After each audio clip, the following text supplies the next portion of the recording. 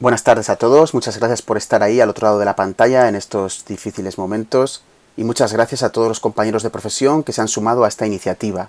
Yo me quedo en casa, pero seguimos trabajando, así que aquí estamos en este primer congreso virtual. La historia del arte explica la vida en tiempos de crisis, porque la historia del arte no para. En mi intervención he querido abordar el tema de dos de las vanguardias de principios del siglo XX en relación con la crisis del pasado contra el que reaccionaron y su propuesta de futuro materializada en sus obras. La primera década del siglo XX supuso el nacimiento de diferentes corrientes artísticas que con un ímpetu de rebeldía juvenil vinieron a sacudir los cimientos del arte y de la tradición. Especialmente dos, el expresionismo alemán y el futurismo italiano, además estaban relacionadas con dos jóvenes naciones que trataban de encontrar su lugar en el panorama europeo, también en lo referente a lo artístico. En 1906, el grupo Die Brücke publicaba su escueto pero contundente manifiesto, que comenzaba con una llamada a la juventud, portadora de futuro, frente a las fuerzas tradicionales, y terminaba agitando: todo aquel que refleje en sus obras, espontánea y verídicamente, toda su fuerza creadora, es de los nuestros. No me resisto a leer el texto completo. Dice más o menos así: con la fe puesta en el progreso y en una nueva generación de creadores y de amantes del arte, hacemos un llamamiento a la juventud, y como jóvenes portadores de futuro, queremos conquistar la libertad de acción y de vida frente a las viejas fuerzas establecidas. Todo aquel que refleje en sus obras, espontánea y verídicamente, toda su fuerza creadora, es de los nuestros.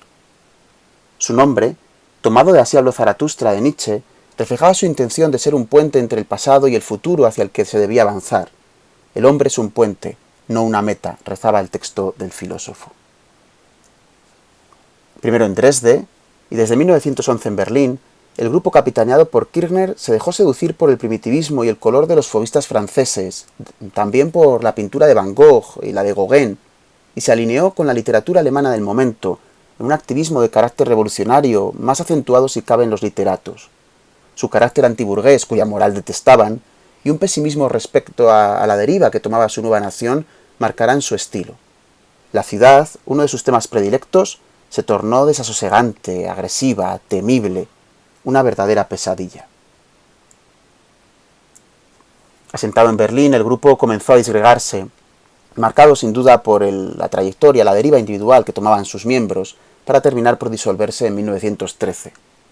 Su arte, muy polémico en su momento, poseyó sin embargo una notable influencia que quedó patente, por ejemplo, en el cine alemán de finales de la década de 1910, que reflejó una clarísima conexión con esta corriente pictórica y con su pensamiento, y donde podemos ver acaso en esa pléyade de monstruos que pueblan sus largometrajes un terrible presagio de lo que el futuro le deparaba a Alemania. Más tarde, el estilo fue calificado de degenerado por los nazis, incluso las obras del fiel militante del nacionalsocialismo Emil Nolde. El suicidio de Kirchner en 1938, tras ver toda su obra confiscada por los nazis, puso fin a su atormentada existencia, en la que sin duda la Primera Guerra Mundial dejó una profunda huella. Su autorretrato como soldado con la mano amputada de 1915 refleja el carácter del estilo, con el artista herido, amputado por culpa de la guerra, impedido para llevar a cabo su obra, reducido a nada. Ni siquiera fija su atención en la figura modelo que se sitúa tras él. La obra muestra un desasosiego y una angustia terribles, en la que la mano amputada se entiende como un símbolo de la anulación del artista. Los rasgos primitivos y el carácter agresivo del color encajan perfectamente con la estética del estilo. Aquí tenemos algunos detalles como esos ojos que parecen vacíos, o el muñón ensangrentado junto a los detalles del uniforme del regimiento de artillería en el que combatió el autor. O en este caso la figura desnuda que sirve de modelo a la que el autor ni siquiera presta atención. O su mano izquierda casi informe, realizada con unos trazos tremendamente agresivos.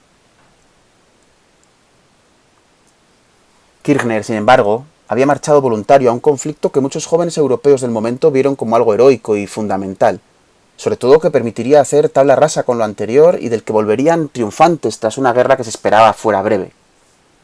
Nada más lejos de la realidad. Con la publicación de su manifiesto futurista en 1909, Marinetti dio a la luz el que sería uno de los movimientos más revolucionarios del siglo XX. Publicado su texto fundacional en el periódico francés Le Figaro, Se alababan la velocidad, la temeridad, el amor al peligro, y se afirmaba que los elementos capitales de nuestra poesía serán el coraje, la audacia y la rebelión. Se cantaba una nueva belleza, la del automóvil de carreras, frente a la victoria de Samotracia, incitando a terminar con los museos calificados de cementerios, con las bibliotecas y con otras instituciones del pasadismo que pretendían relevar con su movimiento futurista. También otros textos, como el Manifiesto de los Pintores Futuristas, comenzaba precisamente con un llamamiento a la juventud, entendiéndose como un auténtico grito de rebelión. Aquí podemos ver a Marinetti en su automóvil, ese automóvil que se describe en el manifiesto, ¿no?, como un automóvil rugiente sobre el asfalto, esa idea, ¿no?, de la belleza nueva de la máquina, esa belleza agresiva de la velocidad, frente a la belleza de la victoria de Samotracia, que representaba ese pasadismo contra el que los futuristas querían luchar. En este contexto, el pintor Carlo Carrà pintó en 1914 su manifestación intervencionista. La obra recoge el clamor popular y la agitación del pueblo que pedía al rey Vittorio Emanuele la entrada del país en la guerra. La prensa publicó estas fotografías donde se muestra a la masa exaltada, por ejemplo, ante el Duomo de Milán, como podemos ver en pantalla, agitando banderas, pancartas, gritando consignas. La obra de Carrà, un collage, no muestra de forma figurativa a esa masa manifestándose en Milán, sino que opta por una composición donde es la sensación lo más importante. Círculos concéntricos y líneas de fuerza atraen al espectador, sumido en la vorágine de la agitación, donde banderas italianas, consignas como «Viva el rey» o «Viva el ejército», así como pentagramas que aluden a la música, pretenden transmitir el estado de ánimo del suceso relatado, no representarlo en sí. El collage, futurista, con mucha más fuerza que el cubista, donde la técnica se empleaba sobre todo para resaltar las características estéticas del estilo, como su bidimensionalidad o su independencia de planos, adquiere en este movimiento un uso más contundente para componer las obras y además con finalidad comunicativa. En este caso, por ejemplo, con palabras que se ven perfectamente como Strada, Rumori, Italia, que muestran el dinamismo de la acción narrada. Y es que la palabra es clave en el movimiento futurista. Esa palabra en libertad que propugnaban los autores del movimiento, desafiando la escritura tradicional, desafiando las normas de la gramática, apostando por una palabra con valores plásticos, una auténtica poesía visual, aprovechando además sus valores sonoros, como la onomatopeya, alargando las palabras, multiplicando las vocales.